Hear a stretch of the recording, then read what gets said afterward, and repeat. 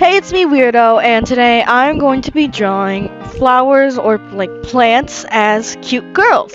So, yeah, let's get onto that. So, the first flower I'm going to be drawing as a human is a water lily. Alright?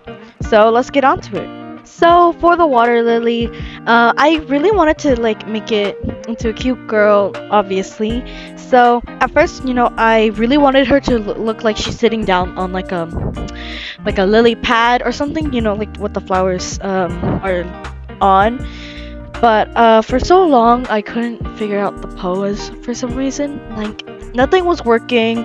Every time I drew it, it just wasn't going well. So I kept on redoing multiple different sketches. And I had one that was, starting to look okay. And as I continued, it just didn't work out. So I wasted a lot of time doing that try. So yeah, it was a real struggle just trying to make this work.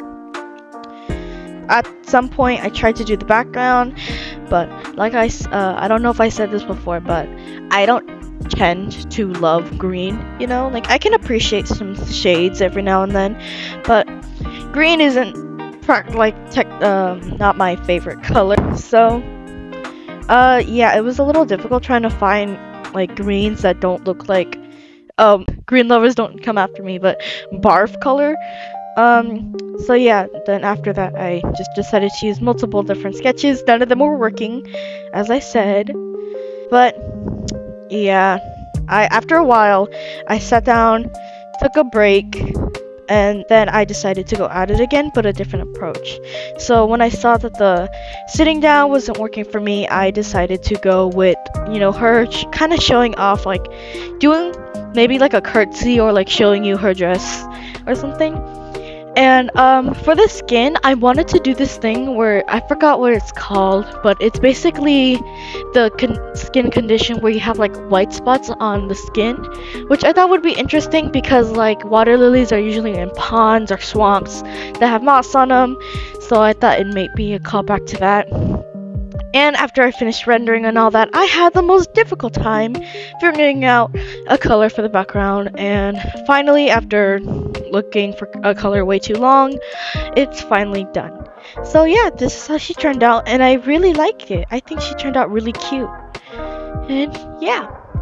So now it's time to go on to the other flower that I'm going to be drawing. So the second flower that I'm going to be doing is a iris flower.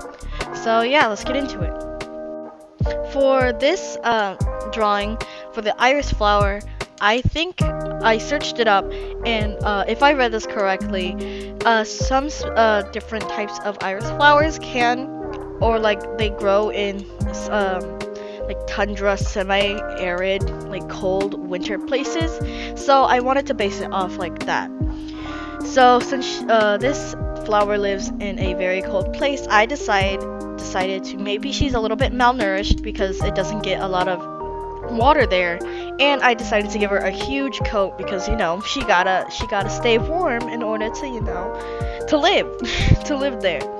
So yeah, I decided to give her this big like coat gown, I guess. And yeah, so based on some of my references, the iris flower had like these tufts of petals on them, so I wanted to like that to be shown in multiple places, like the hair in the gown. So that's why it looks like she has like horns or whatever on her hair. And for the colors of this like gown, whatever, coat gown, I looked up on Pinterest and stuff about iris flowers, and I saw this like iris flower that was like, it had a gradient from like bluish purple to orange and red, and I really liked that. So that was the main reference I used for this. And yeah, that's why it looks like that, and it looks a little like rainbowy. But yeah, that's what I really liked how that flower looked. So it's solely based on that flower. And so, because the iris flower lives in a cold climate, I decided why not give her a cold personality, you know? So, I decided to have this dramatic lighting and, her eyes glowing because she just gave me those vibes, like, like those anime scenes where the eyes and they look all, like, intimidating or whatever. She just gave me those vibes. So I decided to make her underlit, like the light source is from under her.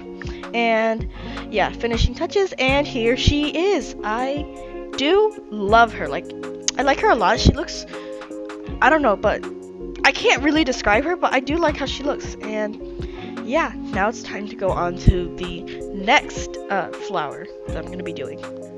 Now, for the final flower I'm going to be drawing today is a pansy flower. So yeah, let's get into it. Now for the pansy flower, since they are very like circular and round, I wanted to show that through her character design. So yeah, for the very circular petals on the pansy flower, I wanted to show that through her hair. So I decided to make her hair very circular and poofy, and I thought it was really cute. And I also searched up what type of climate the pansy flowers live in. And I found out that pansies usually live in like chilly climates, sort of like 45 degrees Fahrenheit to 65 degrees Fahrenheit. So, yeah, it's not terribly cold like the iris flower, but it is gonna be a little chilly. So, for my little pansy flower girl, I decided to give her a nice sweater and some pants, because she needs to keep warm. And so, since I already did two cool color palettes for the last two, I decided to do a pansy flower where I had mostly warm colors, since I thought it'd be a little too much cool colors in the collection of them all together. So, yeah, that's what I'm going to be doing.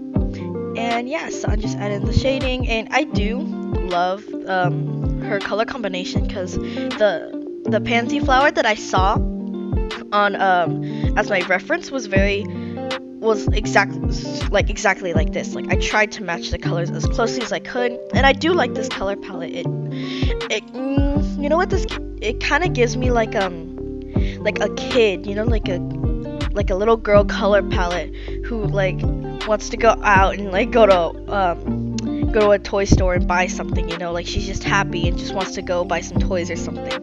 It's giving me those feelings. And this one was the quickest one, actually. This one gave me no trouble or anything, and yeah, this one went by fast. And yeah, I really love how she turned out. I think she turned out very cute. So yeah, that's all for today. And that is all for today. Thank you so much for watching, and sorry this video is a little late. That the water lily gave me a lot of trouble, so it took me a whole day to take a break and all that stuff. So yeah, but yeah, thank you so much for watching. I hope you enjoyed my art and my commentary, and I'll see you guys in the next one. Bye.